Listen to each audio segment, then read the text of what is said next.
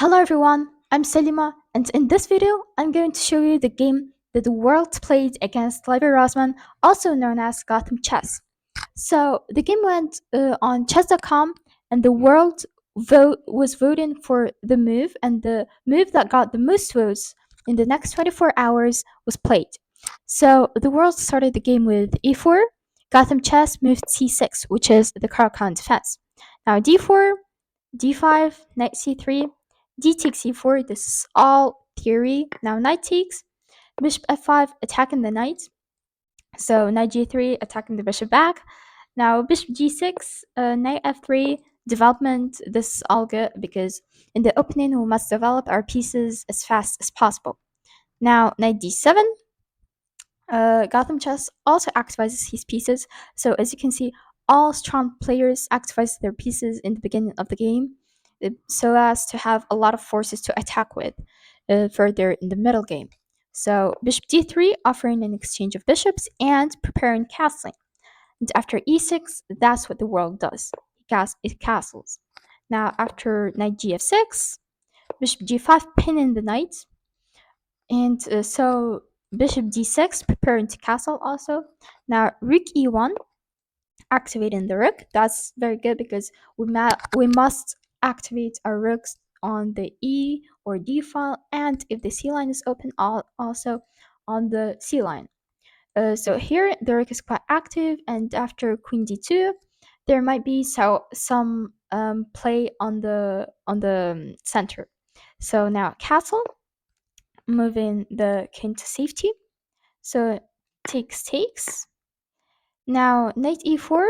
The knight can't take because of the pin, and the world is also attacking the bishop on d6. So bishop e7.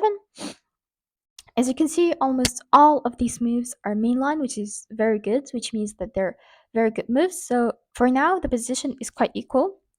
Now knight takes f6 check. Yeah, yeah. The computer suggests c4 for the reason uh, to take the center, to have more active pieces, to again maybe move rook c1. But the world took on f6. Now bishop takes,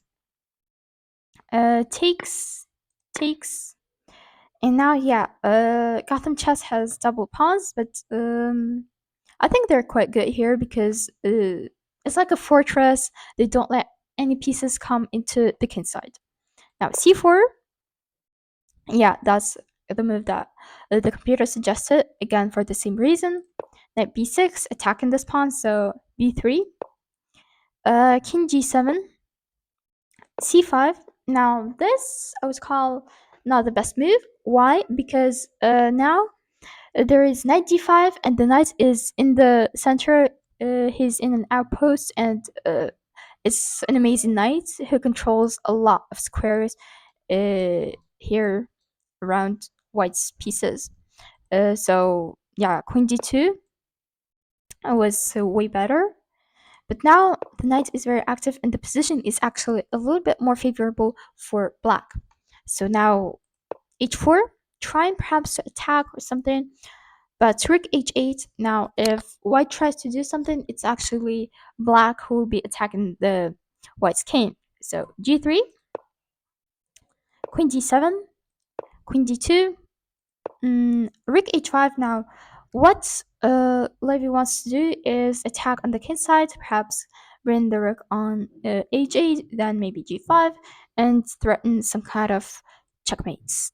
But g4, that's already a mistake. I mean, it's basically just opening up the king, and while it may seem as though white is attacking the black's king and the position is actually not that bad, but it is, because here like yeah, after the rook moves, there might be some attacking the h4 pawn, then maybe e5 attacking this pawn, and the position will just be falling apart. And here e5, which is I think a very beautiful move, just basically sacrificing the rook. But actually that's what the world did. But now queen g4, after king f1, there is knight f4. Now GothamChess is threatening mate in 1, If you move the rook, it actually doesn't help much because there will still be checkmate. And the only way to prevent checkmate is to take on f4 the queen. That's what the world did. And here, yeah, just Levy has an extra queen, of course.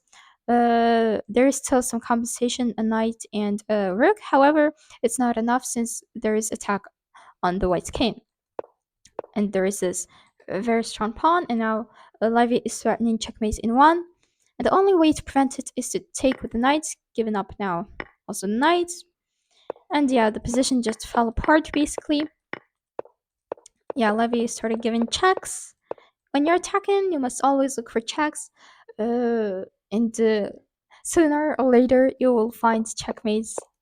Yeah, that's what Levy did. All the moves were checkmates, were checks. Sorry, and the last move, Rook takes a2, which is a checkmate. And actually, I saw that video on GothamChess channel where he showed how he made this last move, and actually, I think that this is a very nice game. But I think that some of you remember that a few months ago there was this game Vichy versus the World, where Vichy made a draw. So the following question pops up into my head: can Gotham Chess become a grandmaster? A lot of people say that he can't, that he's too old, but my opinion is that he can if he stops playing too much blitz and bullets. I think that he can if he improves. Of course, I'm not even a title player, and I'm not the one to judge, but that's just my opinion. And please write down your opinion in the comments. I'm very interested in hearing what you have to say. So thank you for everyone who watched this video until the end. Don't forget to like this video and subscribe, and goodbye.